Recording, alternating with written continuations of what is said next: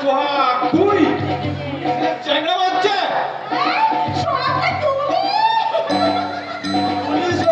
দাদাও হয় না, দিদিও হয় না, আমি হলাম এই থানার ভারপ্রাপ্ত ডিসি।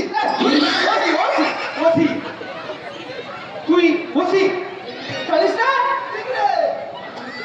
মাধ্যমিকে তুই তিনবার ব্যাগ পাও মাল তুই কিনা বসি বাবা, ওটা কোনো বড় কথা না। পশু খাদ্যর কেলেঙ্কারি লালু প্রসাদ যাদব যদি রেল মধ্যে করে, আমিও মাধ্যমিকে ব্যাগ পেয়ে ওসি হতে পারি। সোহাগ সত্যি সোহাগ না, এই বহু বিশালী না তোমার ছদ্মবেশে ঘুরে বেড়ানোর অভ্যাসটা একবারই গেল না। তুই বুঝবি না রে তিতলি, এটা তো ওর মারণ হয়েছে। এই তো সেদিন ডাক্তার অন্য ডাক্তার দুজনের জন্য কলকাতা গেল। হ্যাঁ, আমিও ডাক্তার সাথে চেম্বার চালানো।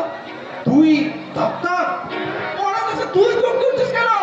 সঙ্গ তো করা তো আমার সন্ধ্যাবেলা সবে মাত্র চেম্বারটা খুলে বসে এমন সময় ভিঙ্গা লাগে ঢুকিয়েছে, আমাকেই ডাক্তারবাবু জিজ্ঞেস করছে, ডাক্তারবাবু আমার না জলের মতো হচ্ছে।